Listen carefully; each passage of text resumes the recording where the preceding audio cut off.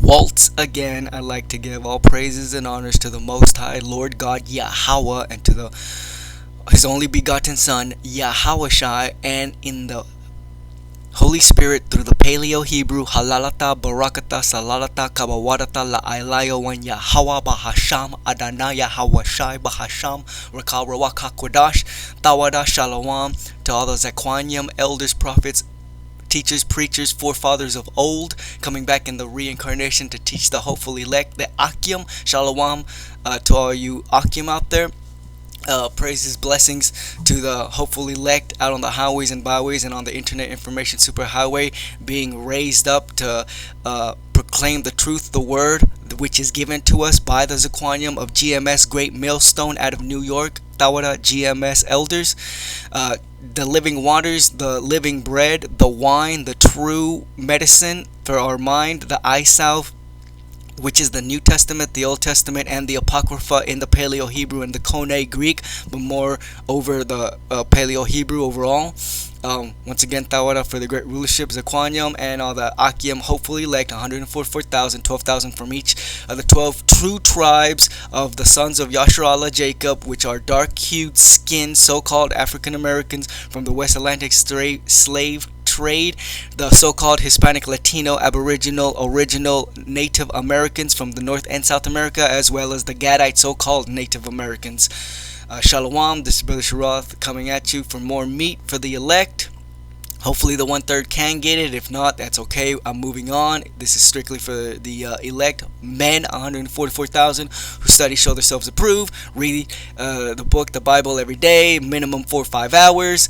Try to get out on the highways and byways. I myself have not, once again, I have not gone on the highways and byways only because I've only been in this truth for 2 or 3 years, and I do not try to puff myself up and go out there and make an ass out of myself like so many of the so-called elders of Israel have. Adam Abbott, Eleazar, Guerrilla Hebrew, and even some of the elders among GMS, I hate to say, but I will put it out there in the truth. Even some within GMS elders, and Elder Tahar and Elder Gabar have gone on them in the past years. How even within the ranks of GMS, I am not in GMS, but I do follow them in truth and sincerity. But even within the ranks of GMS, as said by the elders Tahar and Gabar and on the top 4 heads, that even within GMS, people go off, especially the cats who have years in their belts, 20, 30 years, they end up going off, or the spirit quote unquote leaves them, or whatever, except they all, but the point is that they start talking shit. They either leave the truth 100% and go off and be an atheist or a Satanist or a faggot or a gangster, or they stay within religion but they keep going, but they go back to Christianity, or they try to mix pagan religion with Israelitism or Hebraism, which is Torah, the law, statutes, and commandments. So I'm trying to do the opposite of that. So that's why I'm not on the highways and byways. I've only got almost 3 years in. I still don't know too much, although I do know enough to know that I know enough to almost be out there on the streets. And I also know enough to see the garbage of our so-called Israelite leaders. Once again, almost all Israelite camps are fucked off, alright? And even within GMS, I only pay attention to the top 4, because even within GMS, elders also go off. So, if GMS has the 100% truth, man, that's cutting it really, really short within YaHaWaH. So, I digress. Once again, Brother Sharath coming at you through the Internet Information Superhighway with lessons, and this one's going to be a continuation of literal food and literal water, why you do not need to worship the shit or seek for it with all your soul and all your might. The Lord YaHaWaH, YaHaWaH, is going to give it to you if you so deserve it or if you need it. So, specifically talking to the elect, hopeful elect men, food and water should be the last thing in your mind. Anything else should be first and foremost, except food and water in the end times, in Jacob's trouble. There's more things that are going to go on that you need to not focus on food and water, like giving the testimony of YaHaWaH, YaHaWaH, while you get tortured to death, or just praising YaHaWaH, YaHaWaH in the end times until he comes and saves you. But food and water shouldn't be the focus of any hopeful elect man, because if it is, then you're just going to have to take the mark of the animal, the serpent strike, the dragon's fang, and you're going to get destroyed by thermonuclear power. So starting off, Deuteronomy 32:13.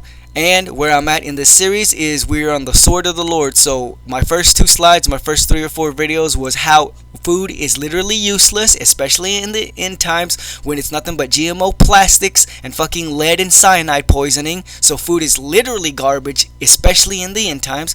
And it can be demonic, and you can be forced to sow your soul, i.e. the mark of the animal, the dragon's strike, the serpent's fang, RFID chip, just for some fucking food and water that, like I said, is already tainted. And so my last video I started on that the real true food and water, spiritually speaking, is the word of the Lord, following the law, statutes, commandments to one's best ability, having faith in YaHaWaH, YaHaWaH, that they exist and that they do good for their people, AhLa, and so on and so forth. The white man, Esau, Edom, is the devil. The RFID chip, mark of the animal, is of the devil, and so on and so forth. So once again, now I'm switching tracks and pretty much saying that instead of literal food and little water being your salvation, or even things that nourish you, it's the spiritual Old Testament, New Testament, Apocrypha, and the Paleo Hebrew, Koine Greek, following the law, statutes, commandments, and faith in YaHaWaH, YaHaWaH, that's going to literally save you without food and water if need be. Once again, his servants will eat, but that's if YaHaWaH wants you to eat. Deuteronomy 32:13, he made him ride in the high places of the earth that he might eat the increase of the field, and he made him to suck honey out of the rock and oil out of the flinty rock. So let me get this straight for you hopeful elect men. Understand that literalness and spirituality exist at the same time. Metaphysicalness and physicality exist at the same time. What is physical, what is spiritual exists at the same time, as above, so below. So, and we also know that YaHaWaH created all things, and he can do whatever he wants in any of the dimensions he wants. 1, 2, 3, 4 dimension, things invisible and not invisible. So, if YaHaWaH, YaHaWaH through the Ruach Kodash wants to make honey and oil and water come out of a literal rock, literal H2O come out of a literal petrified rock, that's what's going to happen in the end times, because that's what happened in the wilderness. And that's how we are going to eat, by miracles and by faith through YaHaWaH, YaHaWaH, not by the actual water or the oil or the food that's coming out of the rocks, but by having faith that YaHaWaH can do such things to sustain us. So we spiritually are being sustained with faith through YaHaWaH, YaHaWaH, and then physically, if he lets it be, he will make that a physical thing and thus give us actual food and water in whatever miracle way he's going to give it to us. So he made him ride, that's YaHaWaH made YaHaWaH ride in high places of the earth that he might eat the increase of the fields, pretty much control all things. This is a future prophecy more than it is what they were doing in the wilderness, because they were fucking up in the wilderness over and over and over. But it's both a future prophecy mixed with what happened in the past in the wilderness. And he made him to suck honey out of the rock and out of the oil of the flinty rock. And to solidify that, Exodus 17:6. Behold, I stand before thee there upon the rock in Horeb. YaHaWaH is talking to Moses, and he's going to stand before Moses. And thou shalt smite the rock. Moses is going to smite a rock, and there shall come water out of it, that the people may drink. And Moses did so in the sight of the elders of Israel. So YaHaWaH made Moses. He didn't tell him to strike the rock. Moses fucked that up. YaHaWaH told him to speak to the rock. Tap it once and then speak to it.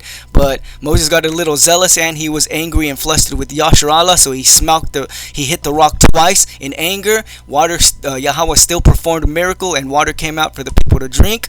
But since Moses didn't do it the way YaHaWaH did, that's why the number one reason Moses couldn't go into the promised land, because he didn't sanctify or do exactly what YaHaWaH said to do in front of the people with this rock incident here. So, but my point here is that the water literally came out of a rock. So if water literally comes out of a goddamn rock, then spirituality and metaphysicality exists on higher levels than we can even think of. YaHaWaH has power beyond power. He created everything. He can uncreate things. He can create new things whenever he wants. All the fucking particle physics, all the molecular science and chemistry belong to him. So he can make out of a rock that has no water in it, water come out of the rock. My point is, you don't need literal food or water if you have a power that can make said food or water out of nothing. Please understand what I'm saying. And wrapping this one video up, Matthew 4:4, and he answered YaHaWaH and said to Satan the red man, "It is written, man shall not live by bread alone, but by every word that proceeded out of the mouth of AhLa YaHaWaH." This is completely literal and metaphysical at the same time. Both of them have equal weight in this verse, the first level of understanding. But he, YaHaWaH, answered and said to Esau, "It is written, man shall not live by bread alone." He's being literal, that you do not live by bread alone. You live with bread. Like I said, I'm not anti-eating or anti-bread or water. That's just stupid. You need to have it in some sort of portion to live. Obviously, you can't fucking live forever without food. The same is true with the opposite. You don't live forever with food.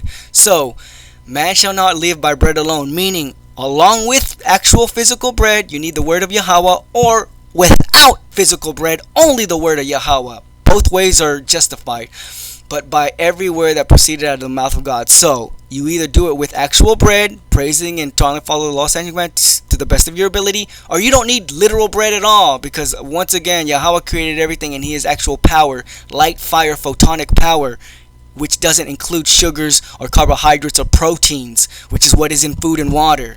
We're spiritual beings. We're not carnal beings. Understand what I am saying.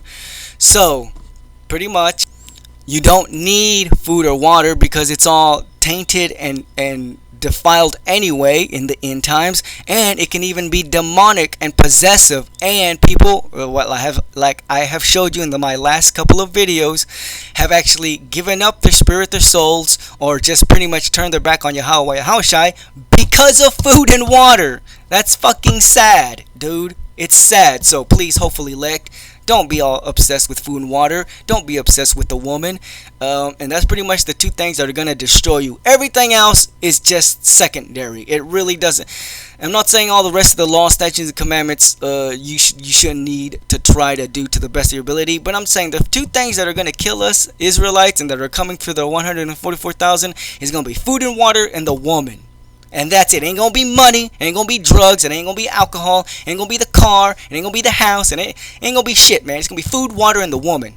So, wicked man made for a wicked woman. And if you really have your Lord as your belly as your Lord, then go ahead by all means. You're gonna get destroyed. But I'm not gonna follow food and water as my gods, because that's stupid. Matthew 4:4, but he answered and said, "It is written, man shall not live by bread alone." Once again, he's either talking along with bread, you're supposed to follow the law, statutes, and commandments, or if you have no bread, you're still supposed to follow the law, statutes, and commandments. But by every word that proceeded out of the word of AhLa YaHaWaH. And to wrap it up, I think I'm going to go off on a little tangent and seeing how we've got wayward doctrine coming in, and we are apologists for the word, which apologist means defender, not to apologize for it, but to defend it. I'm going to go ahead and tell you that Takari is going off when they say no one should follow or worship YaHaWaH. Everyone should worship YaHaWaH and YaHaWaH both. Everyone in the world is going to worship YaHaWaH and YaHaWaH in the future, and you should worship YaHaWaH and YaHaWaH right now. The only thing that you should understand is YaHaWaH is over YaHaWaH, that there is no other God power than YaHaWaH, and that He reserves all or the most highest worship there is.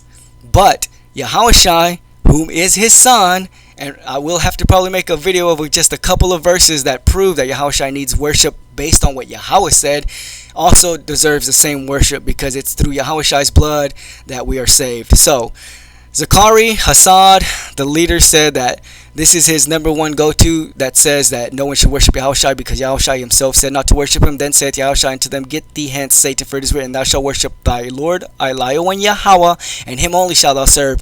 Read it in context, bro. YaHaWaH was telling Satan that no one should worship anyone but YaHaWaH. He wasn't going to say, or even doesn't have to say, anything about himself, because he's talking to Satan. Satan wanted YaHaWaH to worship him. So YaHaWaH said, no, everyone should worship YaHaWaH. He didn't mention himself because it's Satan telling YaHaWaH to worship him. Get it right. It's in context.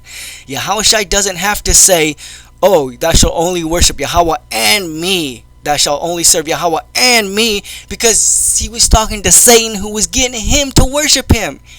I don't see how many times I have to repeat that. YaHaWaH was telling Satan only worship God. He wasn't going to tell him and worship me as well, because that wasn't the point. That wasn't what Satan was talking about. Satan wanted YaHaWaH himself to worship him. So YaHaWaH says only worship Yahweh. It's not that hard to get. So with that, I leave you. You should worship YaHaWaH, YaHaWaH at the same time and forever. Until then, Shalom.